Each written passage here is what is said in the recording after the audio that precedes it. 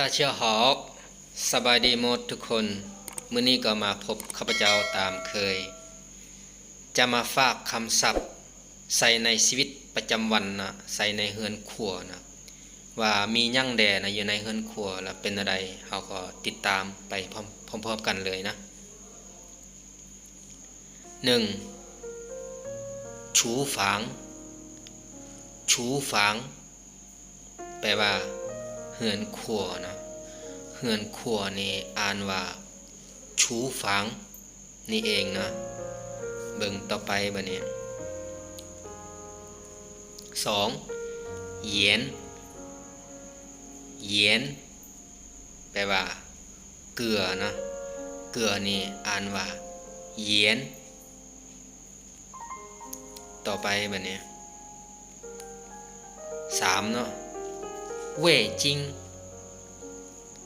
เว่ยจิงแปลว่าแป้งนัวเนาะแป้งนัวนี่อ่านว่าเว่ยจิง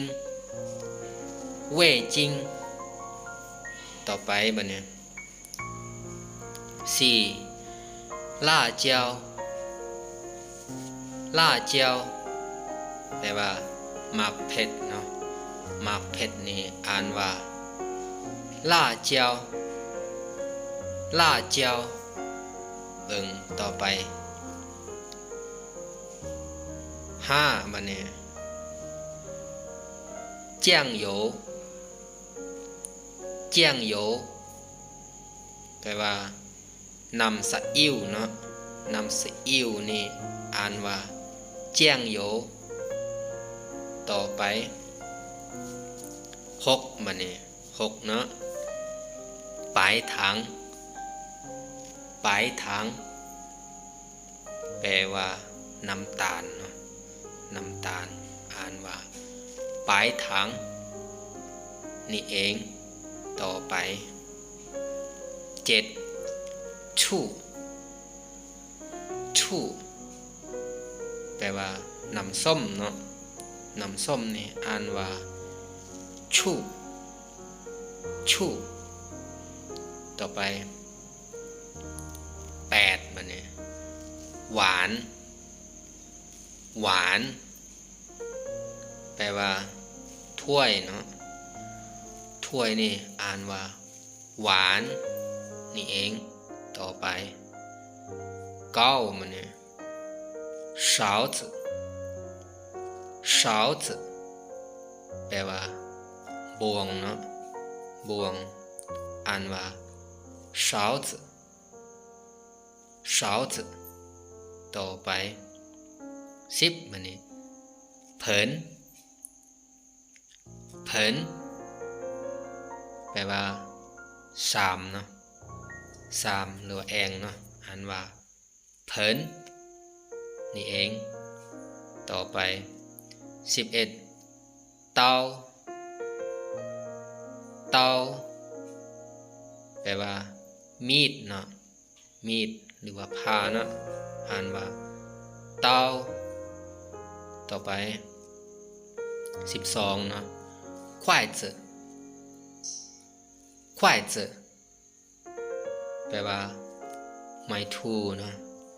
ไม้ทูนี่อ่านว่า筷子筷子ต่อไป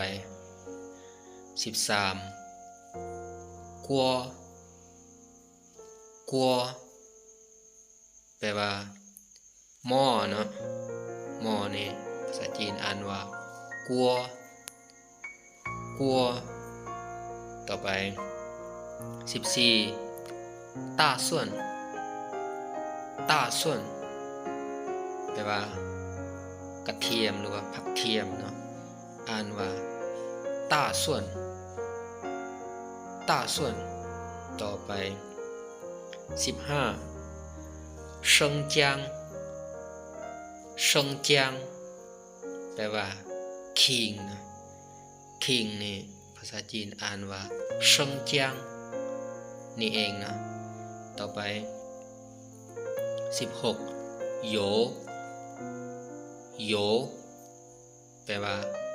น้ำมันเนาะน้ำมันนี่ภาษาจีนว่า โยโยต่อไป17นะ大勺子大勺子แปลว่าบวงใหญ่หรือว่าบวงเนาะบางคนก็ว่า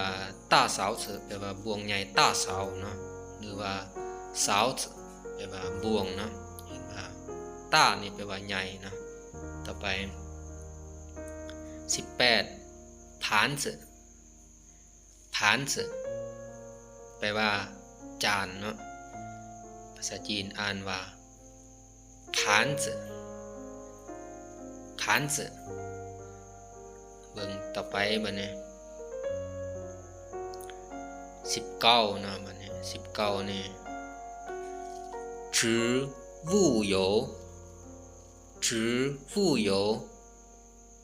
แปลว่าน้ำมันพืชนะน้ำมันพืชนี่ภาษาจีนอ่านว่า植物油เบิ่งต่อไปซาวนะ雨露แปลว่าน้ำป่าเนาะน้ำป่านี่ภาษาจีนอ่านว่า雨露เบิ่งต่อไปบัดนี้21บัดนี้好油แปลว่าน้ำมันหอยเนาะน้ำมันหอยนี่อ่านว่า好油เบิ่งต่อไปบัดนี้22番茄酱แปลว่าซอสมักเล่นเนาะซอสมักเล่นนี่อ่านว่า番茄酱แปลว่าซอสมักเล่นนะวันนี้เบิ่งต่อไป23เนาะ下酱แปลว่ากะปินะกะปินี่ภาษาจีนอ่านว่า下酱นี่เองเนาะเบิ่งต่อไปบัดนี้24เนาะจีจิงแปลว่าขนอเนาะขนอนี่ภาษาจีนอ่านว่าจีจิงแปลว่าขนอนี่เองนะเบิ่งต่อไปบัดนี้25หูเจ้าแปลว่าพริกไทยเนาะพริกไทยนี่อ่านว่าหูเจ้านี่เองแล้วมื้อนี้เฮาก็เรียนหมดเพียงเท่านี้เนาะแล้วขอบใจที่ทานติดตามเชียร์ในตะกวนจู้เจอกันในคลิปหน้าสำหรับมื้อนี้ลาไปก่อนใจเจียน